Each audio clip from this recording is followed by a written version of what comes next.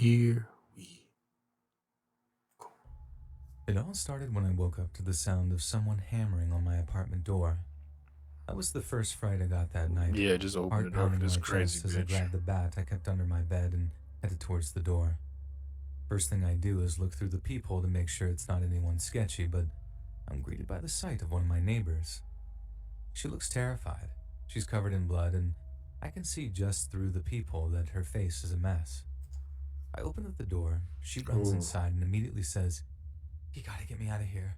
My boyfriend's trying to kill me." oh shit. I start to ask her what happened, Call the and she says police. something like, "There's no time. Just please get me out of here. I swear to God, he'll Call kill the you too for just police. helping me." That was what sent me into a straight up panic, because if a guy was willing to beat his girlfriend up that badly, Lord knows that he'd be willing to put me in the ground. I just grabbed my car keys, ran downstairs with the girl following close behind, jumped in Nah, my I feel car, like and took off this into the either night. this some bullshit I or she remember right. asking her if she had anywhere I could Take her to the like her police friends or station. relatives or something. She said no, and the best thing for us to do would be to drive to a motel so she could call the cops from there. No, take her to So a that's police exactly what station. I did. I drove us to a motel and booked us a room. The What? clerk was Why? obviously just as concerned as I was, but all it took was to explain that her boyfriend had tried to off her, and they were like, "Geez, make sure you guys call the cops at least." The girl, whose name I didn't know at that point, I just knew she was a neighbor, said that she'd go up to the room and call them, then asked me to get her some ice from the ice machine so she could deal with the swelling on her face. When I got to the room, she said the cops would be there ASAP, took the ice, put it on her face, then just burst into tears. I don't I know. tried my best to reassure her, I, telling her she was safe and stuff, I don't then trust this when she chick. finally calmed down, I asked her what actually happened back at her apartment. She told me her boyfriend was abusive and that she'd been planning on leaving for a while, but that night was the night she'd finally got the courage together to announce it to him. She said he walked into their bedroom to find her packing a bag, and not long after that, everything went to chaos. She started helping herself to the little bottle of liquor from the minibar, Liquor? but not after promising she'd pay me back for them once everything had blown over. Hmm. I had no reason to disbelieve her at the time. I mean, I felt like we had a kind of bond Why established didn't you already, just but take her to the I police abstained station? because I thought I'd be driving back to the apartment pretty soon. I asked her if she was good to wait on her own while the cops drove out to her, but she asked me if I'd stay to keep her safe. She then made the point that if her boyfriend found the blood on my apartment door, she assured me that she'd left some on there while hammering on it, I don't that trust he'd this know bitch. she'd been there and he'd try to attack me, or worse. I'll be honest, I thought it was a pretty good point at the time. I hadn't seen the blood myself, but she was so covered in it that I believed her when she said that there was some on my door. Anyway, about an hour goes by and the cops still haven't showed up, and the motel rooms were arranged in a horseshoe shape, so we'd have seen them rolling into the parking lot if they had. I asked her to call them back to see what was going on, because obviously it was a really urgent Why don't you situation, call? and I know that there was basically no way for the boyfriend in finding us, but I was still really paranoid that he would somehow. That's when the inconsistency started, because she gave me some lame duck of a reply like, "I'm sure they'll be here soon." If that was me, I'd have called 911 again if they hadn't shown up I within would like just 10 call them minutes. myself. So what was she so calm about that she was just cool with waiting for them for like an hour at that point? Yeah, like what the fuck? I put it down to booze, and And at she's that still point I was drinking okay with liquor? waiting too. It wasn't like I had anywhere to be. So I what? sure couldn't just go back to my apartment with that psycho supposedly just a few doors down. She killed somebody. But that's also about the same time that I started checking out the amount of blood on her nightshirt. She had like an oversized t-shirt and girl boxers on, and like I said earlier, they were drenched with blood, but also with some blood splatter too, like little spots here and there. She had this cut over her eye, and she had a nasty busted lip, Okay, but Gil it looked Grissom. like way too much blood for just those small wounds. So I asked her if she had any other kind of injuries, like an abdominal wound of some kind that might account for all the blood on her. She said no, and that it was all from the busted lip in her eye. And immediately I start smelling nonsense. Yeah, that's I what? asked her again what All that exactly blood? had happened back at the apartment, and she started getting weirdly defensive about what she told me. I was starting to think it wasn't quite the abusive spouse kind of story that she told me the first time around, but I had no inkling You of should what have was just really left going out on. and went and called the That police being at the said, front desk. I was getting tired of waiting for the cops to show, so I decided to call them back myself. All I had on me was my wallet, my phone, and my car keys. The only three things I'd had time to stuff into the Don't pockets of turn my your shorts back to before this fleeing the bitch. apartment. But when I take my phone out to call the cops, she says something along the lines of, "What are you doing?" I state the obvious. I'm about to call the cops back, and she's like, "Don't." I don't know if it was the way she was looking at me, the way she spoke, or the way she sort of tensed I'd up have when I been told her I was like, about to do that, okay, bitch. but the mood in the room just shifted completely. I asked her why not, then just went right back to dialing 911. But by the time the operator spoke down the line, I looked up and saw she had a knife in her hand. She just said, "Hang up. Now." Man, I would have ran So I out that did. room so goddamn I never fast. had a knife pulled on me at that point, and I can't overstate how terrifying it was. It wasn't even just the knife either. It was the overwhelming creepy sensation of knowing that all wasn't what it seemed. I wasn't hiding from the threat.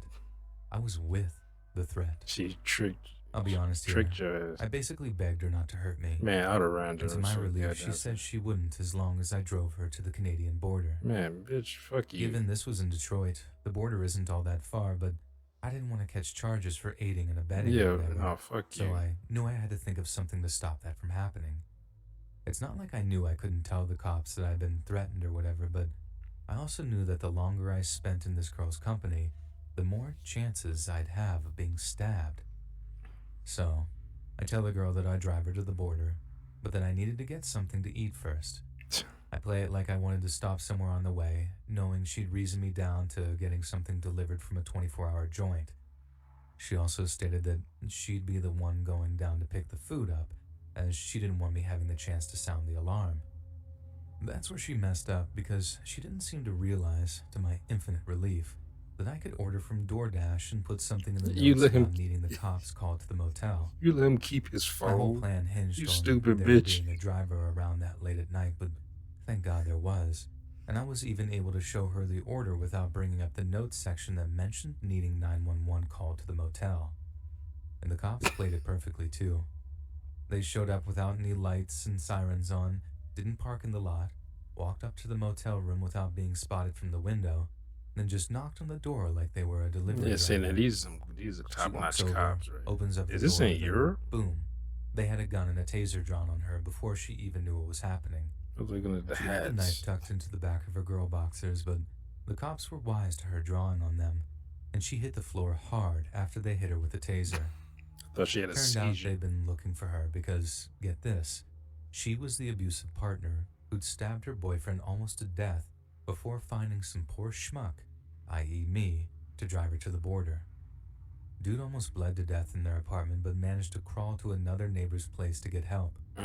You should have seen the amount of blood in the hallway when I got back to my apartment building, and the whole place was crawling with cops and forensic gear.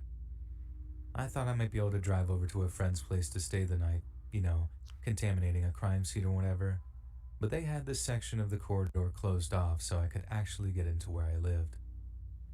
The cops came to my apartment in the morning to take my statement down and to fill me in on what they thought had happened. That's how I found out exactly what the deal was. It was 100% the craziest, most frightening thing that's ever happened to me, ever in my life. Yeah, that's some And just the fact crazy that I was shit. part of it seems completely surreal to me. But the thing that sticks with me is how easily I swallowed her nonsense story at Well, first. she looked like an I thought abused it was woman. helping someone I knew, someone I could trust, when in reality, one wrong move, and I might not actually be around to tell you this. A lot of people don't look at her. Won't look at her as being abusive. If you really like my content and want to support me, please like this video and click the And she subscribe knew that. button. That's why she played on It helps me to grow my channel as essential in reaching a wider audience. Most of you watching my videos aren't subscribed to my channel, I and get. that's why I my won't say lack of animations knowledge. can't reach their full potential.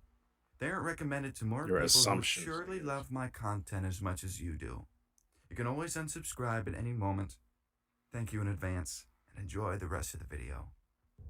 I used to work at a motel that everyone said was haunted. I must have been there for maybe 6 or 7 months, and I hadn't seen anything of the sort. Granted, I don't believe in any of that kind of stuff, so it's not like I was out there with my spookometer, but one night, I had a little run-in with someone that had me questioning my stance on the supernatural altogether. So at this particular motel, we had what was basically an on-site diner that was just across from the rooms and everything is single story. One afternoon, we were expecting two elderly sisters to check in for a few nights.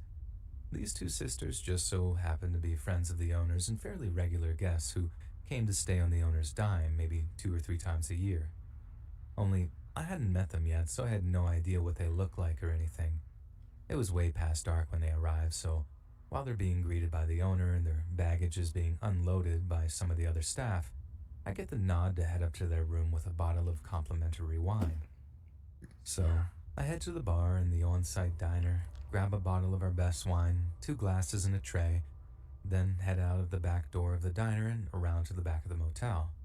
This is a pretty crucial part of the story, as I'd been told the wine had to be a surprise. They'd never have accepted it otherwise, and the owner wanted a little showmanship for his friends, or more accurately, to make it look like he'd bothered to put some effort Why into wouldn't it they prior to accept their it? arrival. Either way, it meant that I didn't see the old ladies arrive, otherwise this story basically would never have happened. There's basically no one else around, and right after I put the wine into the motel room, I head out intending on scurrying away from the room so that the ladies don't catch me having planted their little gift.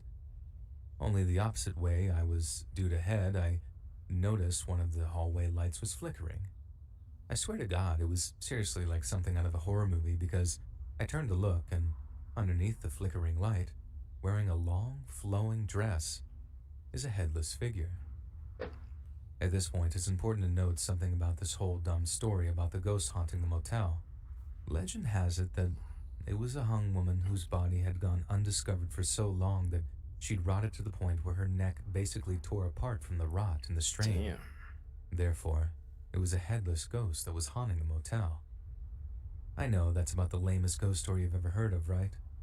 But then imagine being me, seeing that headless figure standing under the flickering light, and you can imagine Why how is my this so heart went funny from to 0 me? to 60 as I looked at something that I had absolutely zero explanation for. I think I gasped so loud and so much that my lungs felt like they were about to burst, and that caused the figure in front of me to turn around. Okay, it wasn't a ghost, like I said. There's no such Some thing as old ghosts or bitch. spirits or anything of that nature. But there is such a Oh, thing as what's up? osteoporosis. Osteoporosis is a Oh, condition that severely weakens the bones of yeah. people who suffer with it. And in older folks, it can mean that they end up with some pretty painful hunching postures, or in this old lady's case, bones so weak that she could barely support her own head. This meant that from behind, it basically looked like this poor old lady had no head at all. Anyway, she turns around, gives me this look as if she'd horribly been offended by my terrified gasp, and I'm forced to explain it away like, oh, I'm sorry. I didn't see you, you startled me. She just frowns, points up at the light, and says something snarky like, better get that fixed, young man, then waddles off along the corridor. I felt like a total idiot. I seriously thought that I was looking at the very same ghost whose existence I've been denying for months on end. I can't even lie. It was one of the scariest and creepiest moments I think I've ever experienced.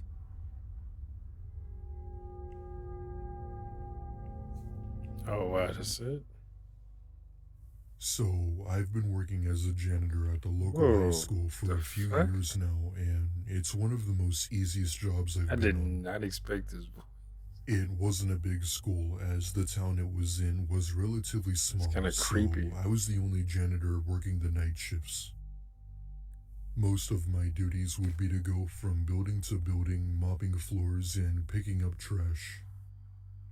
It was a I used to chill love job, working but as I like a could get a bit janitor late lonely at from night. time I to love time. that. You gotta One deal with night, I humans. was called into work a bit later than usual, as the other Do my janitor fucking stayed to job and make up leave. extra hours he had requested.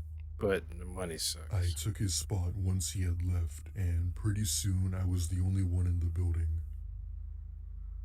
It was a Monday night, if I remember correctly, and I was doing my usual nightly routine of mopping the hallways. when I hear the sound of a door slamming closed.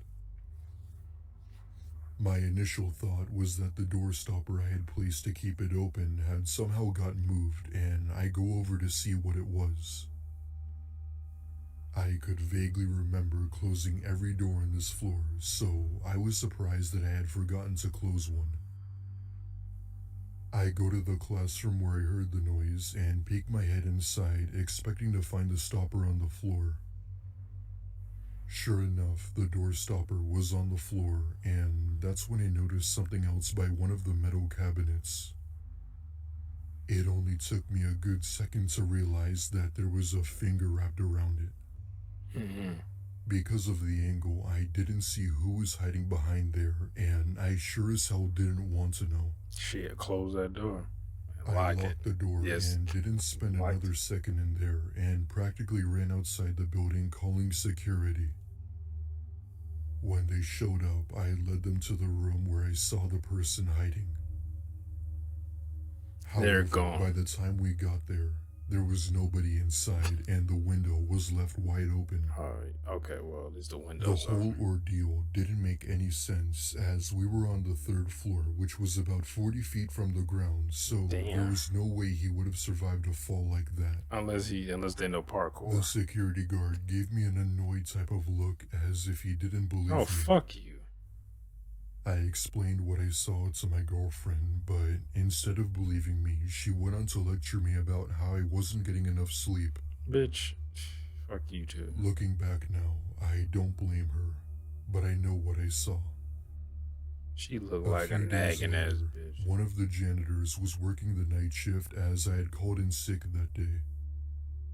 He was mopping the floors of the 2nd building And when then he was found stabbed a to dirty death. homeless man Oh, inside one of I the would say he storage was stabbed closets. to death, but The man attacked him with a large Ooh. butcher knife, causing a truckload of blood to spill. Thankfully, there was an officer on standby and must have heard the commotion from upstairs. Long story short, the cop chases the man and was obviously arrested. Thankfully, the other janitor had survived, but had to have several stitches done. damn. I still Fucked don't him know up. as to how the man had managed to Like, get yeah, into bitch. school without being caught. School security was pretty strict about letting outsiders in unless it was a parent or something. I worked that job for another month after and never saw anything abnormal again. I'm like, listen to when I tell you when I saw somebody. When I was about 19 or so, I got my first ever real job working at a gas station during the spring. It wasn't the best paying job, but it was enough to get my foot through the door to start making payments for college and stuff. I lived by myself in a small 1-bedroom apartment that my parents paid for, but got the job in the meantime to cover other expenses. My managers, being the jerks that they were, gave me a week of night shifts knowing I had a 7 a.m. class every morning. Yeah, that's fucked up. It was annoying to I've say had the that least, happen. but I really needed the money. During the night shift, you'd have people constantly come in and out for gas, and right around the 10 p.m. mark, business would be slow for the most part. After that, you'd maybe have 1 or 2 shady people come in once an hour for a snack or cigarettes. Shit. That being said, it's still a pretty good time where I could chill out for a few hours. Catch One up on night, that I was homework. on my shift as usual and had just finished serving what I thought was the last customer for the night as I was about to end my shift.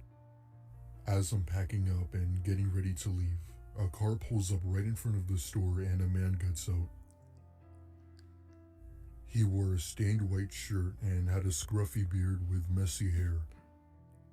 He walks right in and I greet him with a hello and asked if I could help him with anything. He completely ignores my question and Sheesh. walks over to the refrigerators and Fuck grabs a you, 6-pack of beer. Dick. I live in the South, so people like this were very common around here.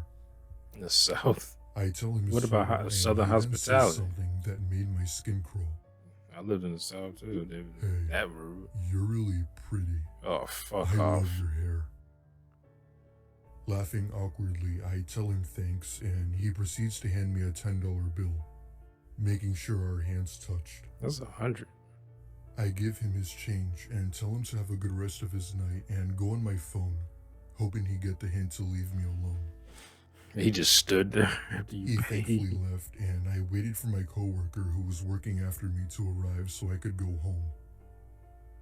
However, he must have been running late because it was 10 minutes past his shift and I was getting a bit annoyed. 10 minutes turned into 20 and then eventually 30. Damn.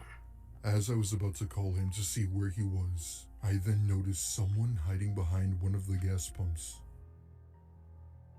It was a little hard to see, but because of the light, I could make it out to be the same man from earlier. I had no idea as to what he was doing. He like, you got but a I could pretty tell mouth, that boy. It clearly wasn't good. Let's see what that mouth do. He then comes out from behind the pump, and I see that he's clearly hiding something behind his back, and I wasn't going to stick around to find out. It's a I grabbed my dildo. keys and was headed out toward my car when I see him approach the front door, giving me this unsettling look. It was a look of hatred and fury. Suddenly he pulls out a gun and proceeds to show it to me as if he wanted me to know that he was armed. At this point, I'm frantically dialing 911 on my phone, and he then shoots the lock and steps inside yelling at me while having me at gunpoint. Man, why didn't you He run? orders me to give him all the money in the register or he won't hesitate to pull the trigger. I take a few deep breaths and calmly hand him the money we had, and he then takes off down the road. I call the police while bawling my eyes out in fear, and the operator tells me to stay on the line with her until an officer arrived. Thankfully, the guy never made it too far, as police had managed to track him down. Turns out, this guy was wanted for sexual assault and murder. His victims were 2 family members, one of them being his wife, 1 widower, and 2 gas station employees. Wow, Just so it's a like pattern me. of behavior. The next day, I quit my job at that gas station and now work at my local supermarket. I love that people like quitting it. They're like, man, I'm done.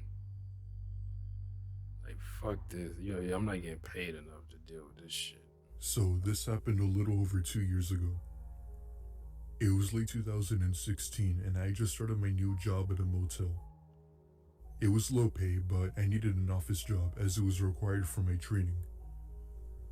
One of my friends, Michael, got me this job. For a few days, I did training with the owner in the mornings, and for 2 nights, Michael trained me. Our job was the 11 p.m. to 7 a.m. shift. Nothing too exciting, just checking guests in and doing paperwork. My boss, who is the owner, went away with his wife on vacation for a week, which is attributed to the swift training I had to endure. So it was my first night alone on the night shift.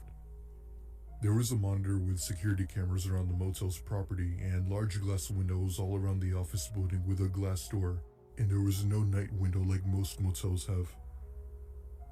It was fairly early in the night, at about 1 a.m. I was just doing my normal paperwork when a man walks in and asks if we have any rooms available. Like the same dude from the last story. Usually if someone is sketchy, my boss has me lie and say no, but he Dirty seemed normal ass with the hair. man. However, we just had a meeting on customer satisfaction, and our boss was really encouraging us to be more polite to guests.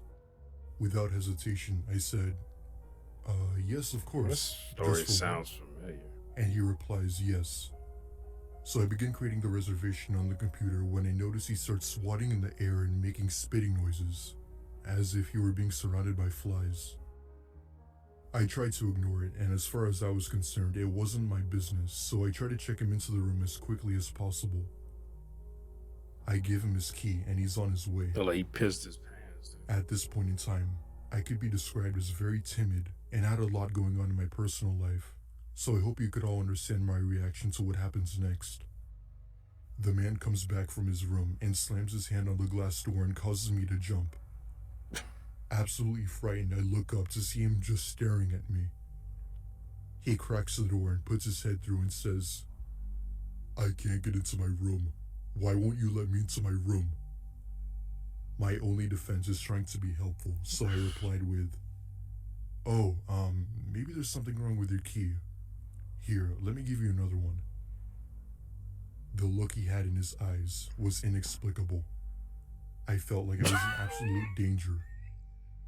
I handed him his You new like, key and he went back to his room.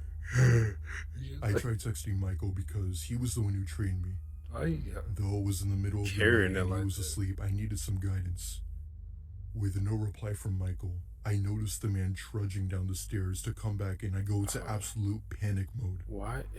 Okay, he's full of shit. I run into the back office and lock the door and I pull out my pocket knife. It's important to keep protection when working at night. All the while, I hear the man in the office yelling, "Hello? Hello? Why won't you let me into my room? Do you not like me?" Me being an absolute idiot and not standing my ground and calling the police when I'm feeling scared, I Yeah, decide why to take you? the situation on alone. I reply with, "I'm just on the phone. I'll be right out." I then start calling Michael over Yeah, and why over didn't for you help, say call the but no police? answer. I decided to take a few deep breaths and then step out of the office. However, the man was not there, but rather in the bathroom. I start hearing him talking to himself, Call saying, the police. "Kill her, kill her, kill her." My heart sank. Still being an idiot and not calling the police, he comes out and I say, "Oh, your key was broken. I'm sorry. You heard Let me that and you escort didn't into your call the room." police? He agrees, thankfully. I was wearing a long sleeve sweater, so with my arms down, I was able to hide my knife in my hand while holding it. I begin to walk outside, and he seemed insistent to walk behind me. We begin making our way to the staircase and up towards his room. I was sweating from how nervous I was, cautiously looking behind me to make sure he wasn't going to make a move. He stops at a room, and I stop at his room a few doors down. I smile and I say, "Oh, that's the wrong room. This is your room," as it clearly said on the door. The whole time, he was going to someone else's room trying to open the door. You fucking idiot. I quickly ran He's a back to the lunatic. office and locked the door. The next guest they checked in was a police officer from a few towns away. I felt bad for him about the guy, but they seemed willing to keep an eye out and ear out. The next night, the man came back, but had the doors locked and told him we were all booked up. I explained to my boss what happened when he got back from vacation. However, he didn't take me that seriously. Fuck you. I continued to work there Boss is on a the night piece of shift for the shit. next year, where many other strange encounters happened. So, strange man, let's never meet again. If you ever feel uncomfortable, always call the police. Yeah, why'd you call the police? Like, you literally heard. Oh, no, that's stuff.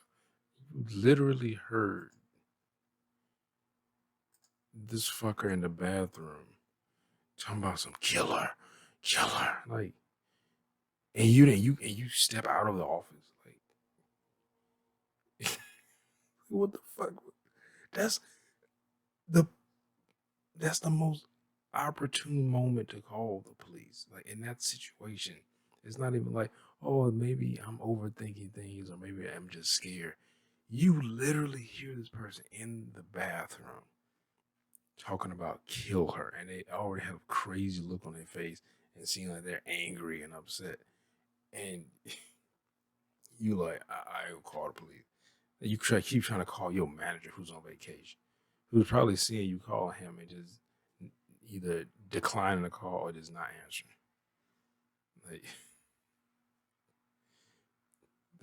I feel like you wanted to get stabbed. Like, why would? Like, I've seen people call the police because somebody walked past a house on a public street and they'd never seen that person before.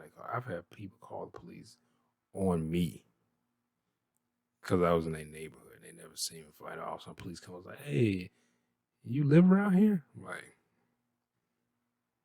And I experienced that when I was a kid.